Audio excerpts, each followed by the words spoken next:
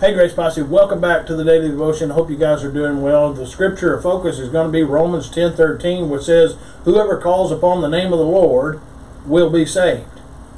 Today we're simply going to talk about guilty but free.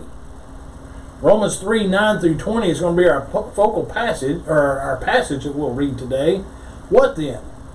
Are we better than they? Not at all. For we have already charged that both Jews and Greeks are all under sin. As it is written, there is none righteous, not even one.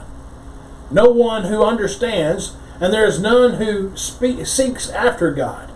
All have turned aside together, they have become useless. There is none who does good, there is not even one. Their throat is an open grave.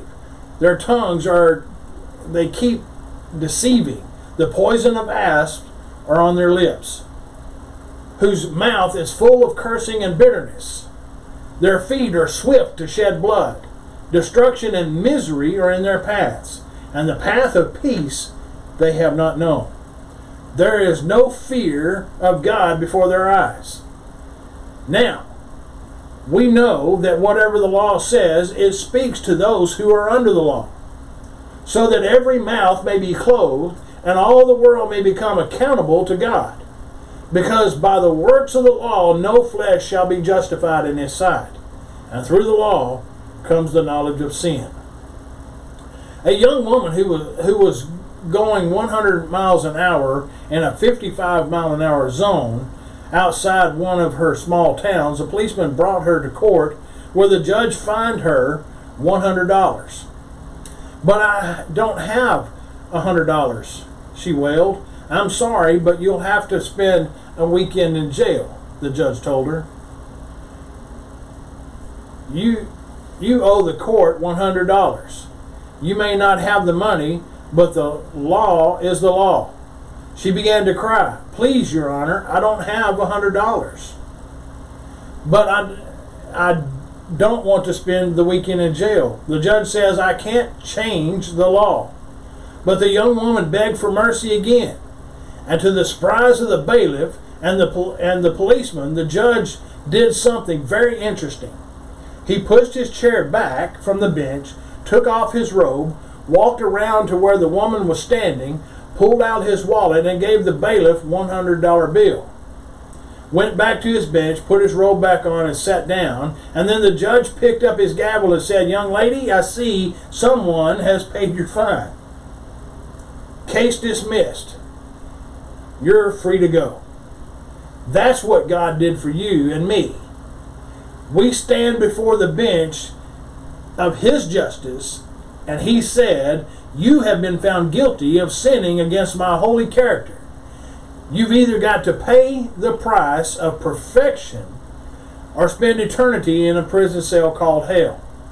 But God is the judge also who heard us cry out for mercy. He knew that we had nothing to pay the debt with.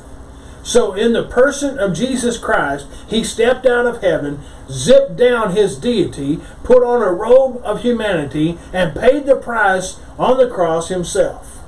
3 days later, He put His robe of deity back on and ascended back to heaven on the bench of heaven. Now He looks down and says to anyone who comes to Him and begs for mercy, "I can't change the law, but I can pay the price." You will never have to worry about heaven again if you know Jesus Christ. Think about it. The judge who pronounced the sentence against you also paid your fine. He'll do it for anyone who comes to Him. Do you know someone who needs good news like that today? So let's do a time of reflection on what we've talked about this week. We've packed a lot into the last 4 weeks. But you'll notice I haven't passed along any shortcuts or tricks of the trade to knowing God, because there aren't any. If you see a book with the title "Getting to Know God in 4 Easy Steps," be suspicious. The fact is that knowing God intimately takes some kind of dedication and sweat and attention and time, and that takes to know anyone really well.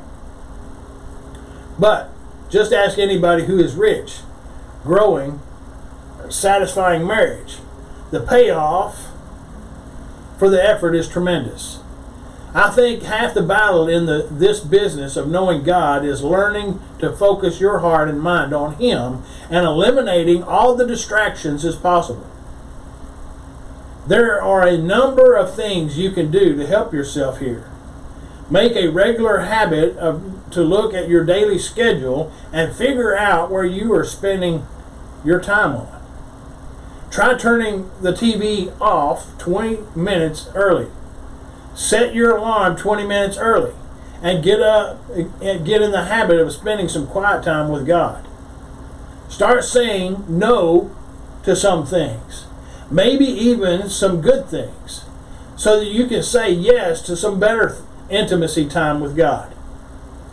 We still have a long way to go this year and a lot of good things to share. So I hope this opening series of talking about getting to know God will give you a good foundation for a terrific year of spiritual growth and blessing. God bless you guys, and I'll see you next time.